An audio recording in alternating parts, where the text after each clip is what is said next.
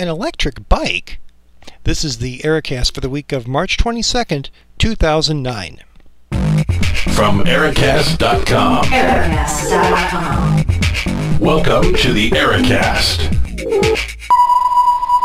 Well, thanks as always for listening to the Ericast. I'm your host, Eric Larson. Once again, the Dweeb Thoughts Podcast, Episode 2, or Ericast 106. I'm trying to figure out how those two are going to work together, but trust me, somehow they will.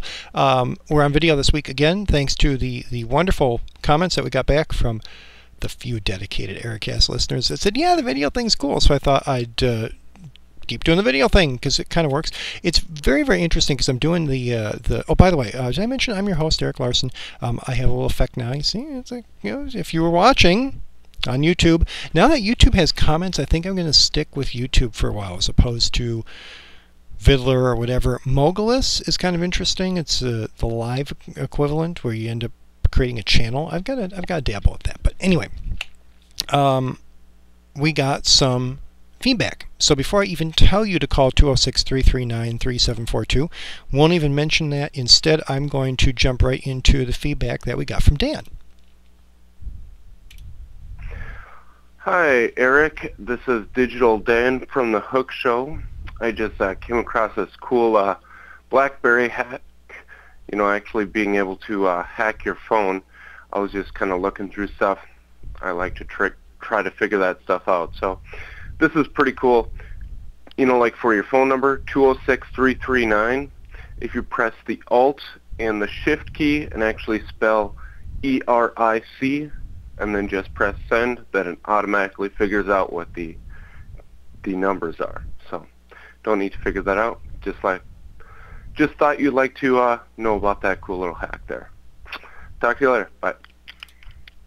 And that is so cool. Thank you, Dan. Thank you, because I always tell people to call 206-339-3742, which spells out 206-339-ERIC.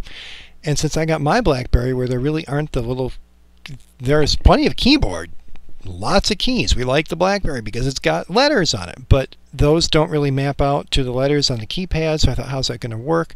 I'm a big fan of Goog 411, 1-800-GOOG 411. Well, then you have to think, what is GOOG, which is not really a problem for me because being the dull person that I am, I just kind of think through, okay, well, there's nothing on the 1 key, so ABC is on 2, so DEF, and you kind of go through all that, but it's much easier to just spell it out. So thank you very much. I appreciate that. What is my next effect? Ah, yes, the email address, eric@ericast.com. Email's good. Send me a note. That's fine. All roads lead back to the right place here.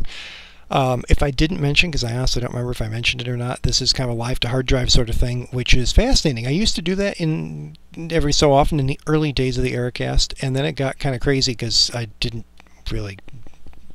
keep track of what was going on. It's like, this is sort of odd. But right now I know that the show's been going for 3 minutes, 25 seconds. And I actually have something of a script to follow. Might not look like it, but I do, so it's sort of cool. We will have random family news stuff, including the fact that Chloe is still sick. Speaking of weird family things, I didn't even mention, despite my script, that so Chloe still has her stomach virus thing going. We'll hope that runs its course and is done soon. If you watched the video for this, in the video open, which my plan is to kind of redo that every week with pictures off the BlackBerry or wherever of things from the previous week. Sort of cool. Candela looks kind of freaky in those pictures. Why? Because she went to the eye doctor and got her eyes dilated and then could carry around her special sunglasses and thought it was kind of cool. But yeah, it was kind of freaky. Sort of that X-Files, black eyes, liquidy kind of things floating through. It was weird to see her eyes that dilated. But indeed, that means that she's going to get glasses. So that's the excitement here in this household. We're doing all right. Okay, so I'm going to start talking about this. I'll probably talk more in the future, but I just want to touch a little bit more in depth on the electric bike. Indeed, I bought an electric assist bike. It's an e-zip. Curie Technologies, C-U-R-R-I-E, is the company that sells these things. Got at Walmart like $300 and then $20 shipping. And it's like 80 pounds. So it was FedEx to the door. that's worth $20 to not have to wrestle it into the minivan or something and haul it to the house myself. So it's on a Walmart rollback special or whatever. But even retail, it's only $400 and something, which seems like a lot. It is a lot, but it used to be that the motors themselves were $300 or $400, and typically an electric assist bike, all assembled and stuff, is $800,000-$900,000. Now this is not as good a bike, but if you just want a basic electric assist, that's how it works. Now, just so you kind of get the vision of this, as you soften the little thing, it looks like a standard mountain bike, and it is a standard mountain bike. If you know anything about bicycles, you know that there's a chain, and the chain goes to the back where you have the little gear thing that attaches to the back wheel. Well, with this, on the opposite side, okay, so that's all on the right side, the pedals and the chain and the derailleur and all that stuff. On the opposite side, on the left side, there's this little motor. It's kind of the size of, I'd say it's the size of an infant formula can, but that doesn't really help you much. The size of a can of cocktail peanuts, which is something we really don't have in the house since Kendall is allergic. We have more infant formula, but even that's not really the case anymore. Anyway, think of the roundish thing, okay? It's got its own little gear and chain that attaches to the wheel, and that runs up, and that's how it runs. So above that is what looks like a standard bike rack, just what you'd mount on the back of a bike, for book bags or something like that. But that's what the batteries fit into, and the batteries are kind of the size of like a hardcover textbook, 1.5 inches thick or so, 8 inches wide, 10 inches long, something like that. So they kind of fit in there. And then the only other thing you have to deal with is a throttle that's up on the handlebars. There's a single gear shifter on the left for your standard pedaling gears, and then the motor doesn't care what gear you're in. It just is what it is. And so there's a little throttle, and it turns backwards. As you're biking, it goes back to go, which initially seemed counterintuitive to me because, hip though I am, I haven't ridden a motorcycle. But in hindsight, if I think of people you see in the movies as they're revving their motorcycle, it revs back, right? So I would think you'd push forward to go forward, but it revs anyway. That just applies power, and that's about it. Really very simple.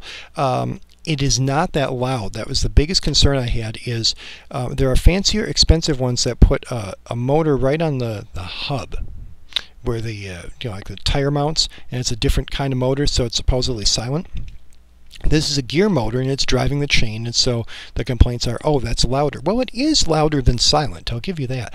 But it's not that loud. What I found, you know how if you're biking and you shift gears, there's a little thunk of the derailleur and a little bit of a kind of a spinny sort of sound? That's about how loud the motor is when it's going. So it's not clanking gears or whatever. It's just kind of a little whiz sound, which is fine. There's nothing wrong with that. And I like it a lot. Maybe somebody suggested a video. I will see if I can do a video of what it's like. I mean, it's a guy riding a bike. Who cares? But it just makes the hills go away. And where we live, it's relatively hilly, as small Minnesota hills go. But I actually had a very enjoyable bike ride, just kind of around the mile roads. So it was probably close to 4 miles of a ride. No problem at all, because you come to a big hill and you just apply a little power and it just helps you pedal. So it's not like, I mean, it's not a moped, it's a motor assist. You're not zipping around like crazy. It just sort of helps you. And the great thing is with the gear motor, you can get off from a standing stop. You don't have to be pedaling. So when you need to cross a busy street, you just have your hand on the throttle ready and your foot positioned and the traffic clears, and you hit the throttle as you go, and it actually lets you zip across. Then that whole, gee, I'm trying to pedal, and am I going to be struck by a bus before that or not? Okay.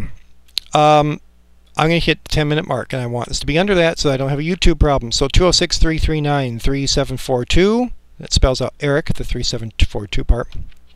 Eric at Ericast.com is the email address, so please do email in and let me know what you think. And until next week, take care. Thanks for listening to the Ericast from Ericast.com. Visit us at www.ericast.com.